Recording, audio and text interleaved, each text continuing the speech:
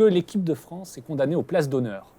Parce que jamais une équipe de France de rugby n'avait été aussi bien préparée, mise dans des super bonnes conditions, avec des accords entre la Ligue et la FFR, des stages avec 42 joueurs qui viennent toutes les semaines.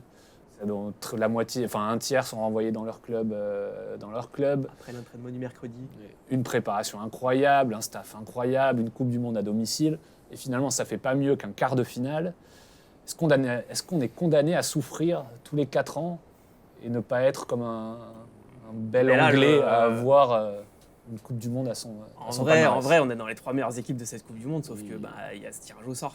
On ne peut pas mettre au même niveau une élimination contre le Pays de Galles il y a 4 ans et cette élimination pour un point. On en prend 60 contre les Blacks en quart en 2015. Ça fait 3 quarts. Est-ce qu'il n'y aurait pas un syndrome irlandais? Non, 3 quarts là, de tu perds finale d'un point contre les champions du monde en titre. Alors, il y a plein de choses qu'on n'a pas fait bien dans ce match, mais tu savais que tu pouvais le perdre. C'est-à-dire, avant ce match, c'était vraiment du 50-50. Voilà, à la pièce, ça s'est joué. On l'avait quasiment tous dit, ça se jouera à une pénalité. Bah ouais, en vrai, c'est exactement ça. Donc, évidemment que c'est un échec. Tu regardes la lecture, la lecture brute de cette Coupe du Monde, c'est un gros échec. On se devait d'aller au moins en finale, voire de la gagner. Donc là, tu perds en quart. Oui, c'est un énorme échec par rapport à tout l'investissement. Après, on ne peut pas dire que l'équipe de France n'a rien fait ces dernières saisons et qu'elle ne va pas repartir de zéro après. Après la Coupe du Monde 2015, après la Coupe du Monde 2019, tu disais alors. Comment on repart? Ça va être quoi le truc? Là, tu vas pouvoir repartir sur une base, sans parler de dans 4 ans, la Coupe du Monde en Australie, tout ça. On a perdu. On s'est loupé quand même stratégiquement sur le match qu'il ne fallait pas. C'est un peu plus ça qui est décevant. C'est un échec dans le sens où Galtier aurait dû mieux faire sur ce match. Travailler les ballons aériens. Il a été, franchement, on s'est pris une leçon, pas de tactique par les diagonales. Par les Sudaf. Mais cette équipe de France-là n'est pas un échec. La nuance, elle est là pour moi. Et même, je pense que, je ne sais plus où j'avais lu ça, mais effectivement, c'était une très bonne remarque. Là, on entend les clubs reparler de l'accord avec la Fédé, le 15 de France, etc. Mais bizarrement, ça coïncide effectivement avec les meilleurs résultats de La Rochelle, de Toulouse. Donc, cet écosystème sain aussi, il a...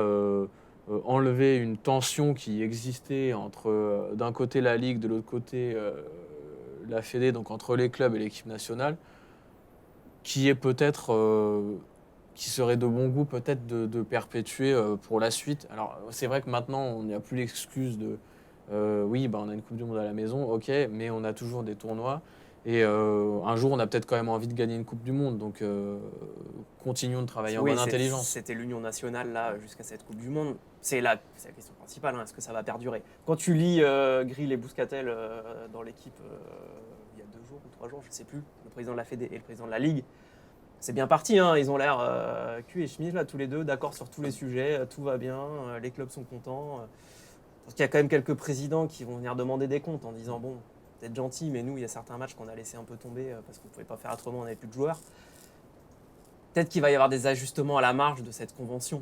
Parce qu'en même temps, cette convention-là, elle court jusqu'en 2027. Oui. Donc, tu vas pas la rompre du jour au lendemain non plus en disant c'est bon les gars, moi je récupère tous mes joueurs dans mon club et débrouillez-vous. C'est pas ce qui va se passer, évidemment. Il y a la question des moyens alloués au 15 de France aussi pour la suite. Ça coûtait entre 15 et 19 millions par an, là, à peu près. Ce qui est beaucoup. Apparemment, Florian Grill dit qu'il y a un gros trou dans les comptes, qu'il a récupéré ça avec 20 millions, autour de 20 millions. C'était qui son prédécesseur? Laporte dit qu'il ment. Bon, en tout cas, s'il y a 20 millions de trous sur 130 millions de budget, évidemment, c'est beaucoup. Donc, est-ce qu'on va pouvoir encore accorder tous ces moyens au 15 de France? Florian Grill dit que oui, la volonté, c'est qu'il faut toujours investir dans cette équipe. Sachant que Grill parle vraiment avant... Enfin, il parle évidemment de cette Coupe du Monde, mais il parle beaucoup de la Coupe du Monde précédente aussi, en termes d'investissement infructueux, où il y avait le double staff. Voilà. Alors, Galtier et d'un côté, effectivement, qui sait ce qui se serait passé sans ce double staff, parce que c'est peut-être aussi ce qui sauve un peu du fiasco la Coupe du Monde 2019, même si elle n'est pas glorieuse. Tu commences à faire jouer Dupont, tu commences à faire jouer Ntamak. Enfin, il y a aussi peut-être que ces joueurs-là ne sont pas si forts si tu les mets pas là. C'est le début on peut dire que c'est le début du projet 2023 en réalité, ce qui s'est fait en 2019. L'adjoint très particulier, c'était ça. C'est ça. Et on va avoir aussi, on en parlait déjà la semaine dernière, mais les jeunes qui ont été champions du monde U20 pendant des années, qui vont arriver Il y a déjà Biel Biarré qui était là. 3 fois hein, depuis 3 fois. 2017. Ouais, 3 fois. Woki, Ntamak. Et les derniers là en juillet. Voilà. Ouais. Non, Biel Biarré n'était pas Non. là, mais aurait dû. Et Emilien Gaëton, par exemple, Baptiste Jonot. Là Ça où. vont arriver dans ce 15 de France. Parce que tu parlais d'échecs, pour moi, c'est. Donc Galtier continue, il a un contrat. Si, à la fin du contrat de Galtier, après la Coupe du Monde 2027, on n'a pas fait d'autres grands chelems et il n'y a pas de Coupe du Monde, avec cette génération-là de joueurs qui est en ce moment, celles qui vont arriver, les moyens dont ils disposent, là par contre, Galtier il a une énorme responsabilité de faire gagner cette équipe à un moment. C'est un très bon sélectionneur, pour l'instant, tout était derrière lui. Mais il y a un moment, il va falloir la faire gagner et pas plus. Alors oui, on fait des deuxièmes places aussi dans le tournoi, c'est cool. Mais le tournoi, il faut le gagner, il faut faire des grands chelems. Pas tous les ans. On en a fait un quand même. Oui, on en fait un, c'est très bien. Parce mais que gagner à Twickenham en mettant 50 points aux Anglais n'est pas plus glorieux qu'une victoire en Coupe du Monde. Non. Bah non, quand même pas. Pas qu'une victoire à domicile pour ta première Coupe du Monde. Et tu parlais de Galtier. Il va aussi bénéficier de générations chez les adversaires qui s'arrêtent. Dans 4 ans, l'Afrique du Sud aura une génération infâme. Ils n'ont aucun jeune dans leur staff actuel. Les Irlandais, pareil, ça va être nul. Un peu moins. Bon, ça va être nul quand même. Les Néo-Zélandais, ils vont nous trouver 2-3 bombes comme d'habitude. Il y a ce truc de cheminement aussi, d'amener les jeunes et les Dupont et compagnie vers l'excellence. Non, mais curieux en tout cas de voir ce que ça va donner, l'organisation en tout cas. Est-ce que les semaines vont être les mêmes à Marcoussis, les rassemblements, tout ça, exact. Est-ce qu'on repart? Parce que Galtier, là, c'était vraiment le truc. Le 28 octobre, la finale à Saint-Denis, machin. Ça fait 4 ans qu'on entend ça. La flèche du temps. La flèche du temps. Donc là, le discours, va falloir le changer. Finalement, il n'y a que Raymond Domenech à l'époque qui disait on sera en finale. Exactement.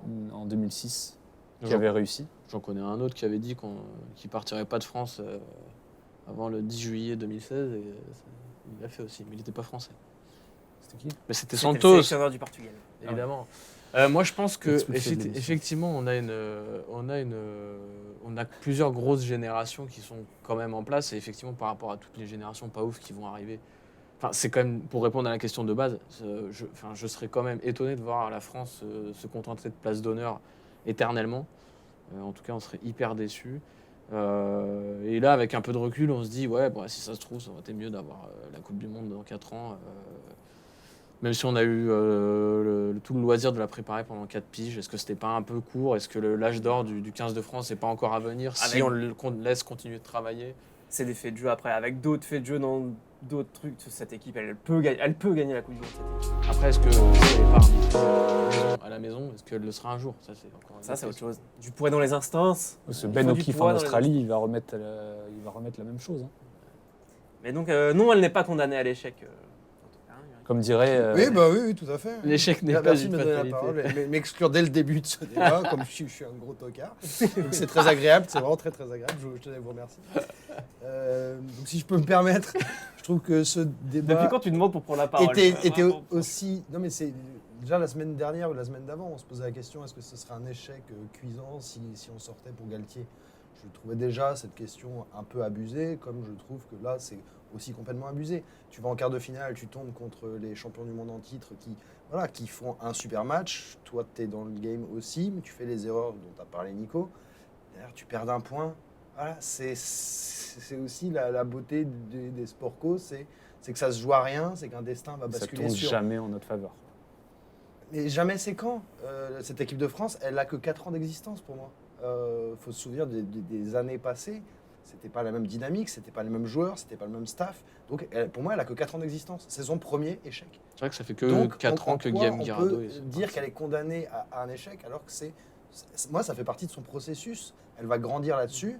Elle va s'en souvenir comme nous, on s'en est souvenu au foot en 2016 pour revenir 2 ans plus fort avec une mentalité. On va tous les tosser.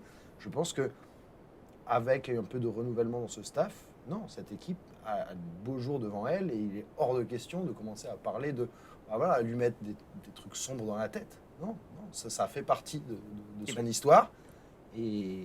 C'est pour ça qu'il y a un débat. Le premier intervenant de Fabien Galtier à Marcoussis en février. Écoutez, Émeric. Avec une petite guitare, chanter. Mais moi, j'aime bien cette théorie. En fait, France 2023 sera le Brésil 2014 de l'équipe de rugby. Pourquoi pas après tout. Je l'aime beaucoup.